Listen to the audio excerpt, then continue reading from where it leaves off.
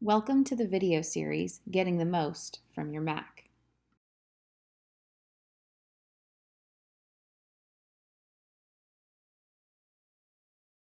In this episode of Getting the Most from Your Mac, we are going to examine the physical aspects of our MacBook and learn some new vocabulary terms that will help us to prepare for the rest of this video series.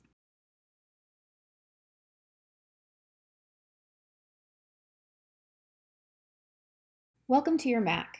Before we can learn how to use our computer, let's take a moment to examine and learn more about it.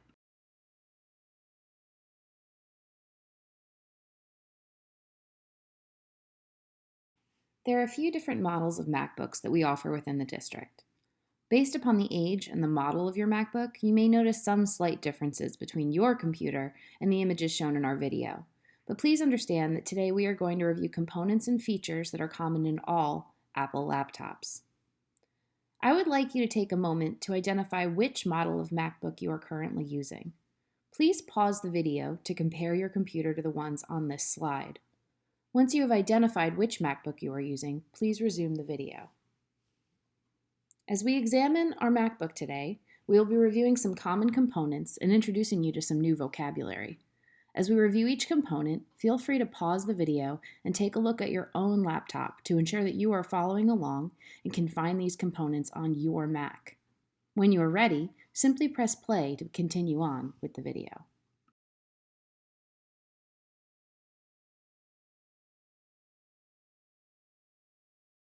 We will refer to the top of your MacBook as the top case or lid. A common misconception about the top case or lid is that it works as a power button, and by closing your laptop, you are shutting it off. However, when you close your MacBook, you are only putting your Mac to sleep. To conserve battery power, we always recommend shutting down your MacBook before closing the top case or lid. This will also extend the life of your Mac.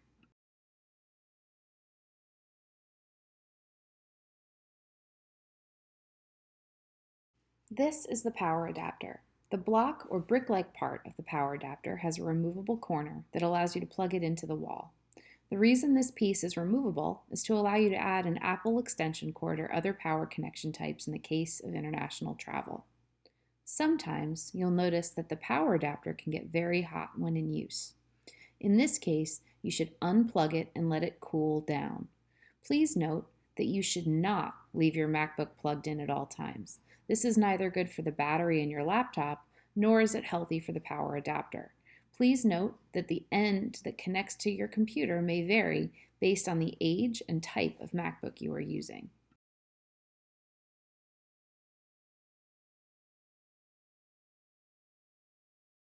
Now let's take a look at the sides of your MacBook. Depending on the age of your computer, you may notice a variety of ports. These ports not only allow you to charge your MacBook, but also allow you to connect your computer to external devices, such as a printer, camera, headphones, or an external display. A smartboard, for instance, is a common external display you will want to connect with your computer. Now, I'm going to invite you to pause this video and take a moment to examine the ports on the sides of your MacBook. Be sure to check the left side of your MacBook to find where you will connect to your power supply. This port is the first one on the far left. Once you have found your power supply port, please resume the video.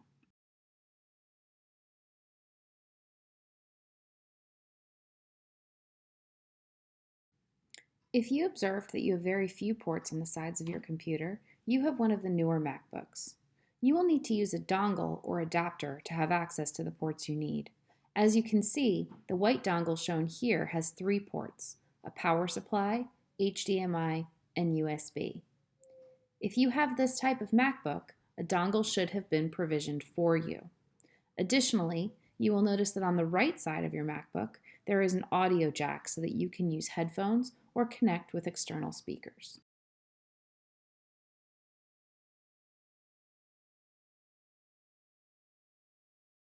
When we are looking at the open MacBook, the 3 most important components are the screen, the keyboard, and the trackpad.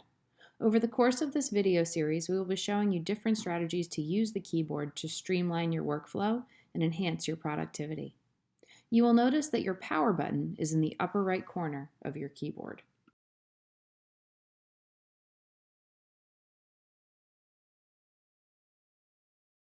Here is your power button.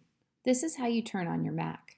Additionally, if your computer has been idle for a period of time and fallen asleep, you can tap your power button to wake up your Mac.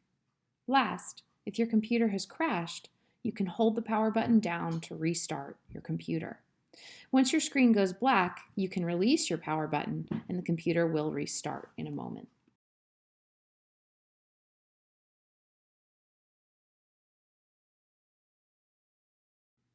Now let's take a closer look at our keyboard and identify some important keys and features. You will notice that there are some unique symbols on the keys across the top band of your laptop keyboard. These buttons help us to make some adjustments to our Mac as we use it. You can use the buttons identified on this slide to make alterations to the brightness of your display or your keyboard. Take a look and try to find these keys on your Mac and practice adjusting the brightness of both the display and keyboard. When you are ready, please press play to resume the video.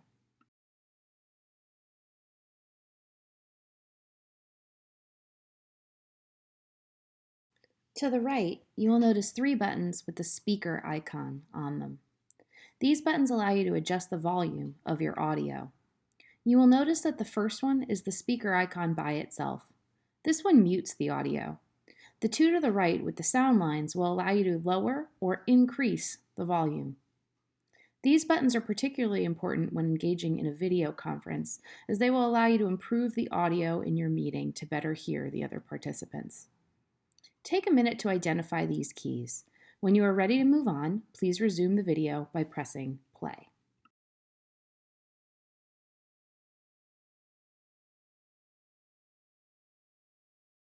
This is the return key. It has a similar functionality to that of the enter key on a Windows computer. Using this key will not only allow you to create a new paragraph when typing in a document, but also to enter a search on a web browser.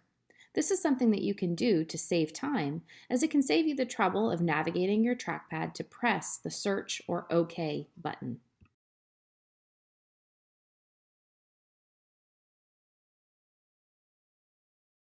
This is the escape key. It helps you to escape or close full screen windows. We will reference this key periodically throughout our Getting the Most from Your Mac video series.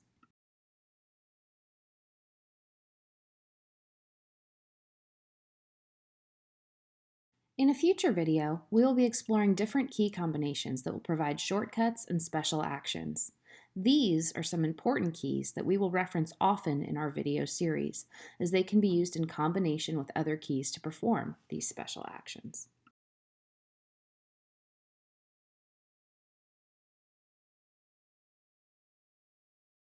Now that you have explored your MacBook, you are ready to turn it on and learn how to use it. I invite you to continue engaging with our video series and learning how to maximize your use of your MacBook.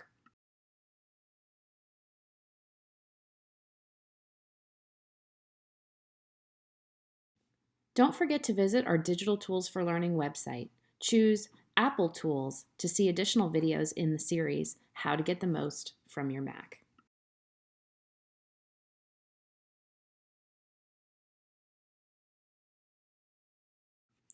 If you need additional support, reach out to your school's educational technology specialist.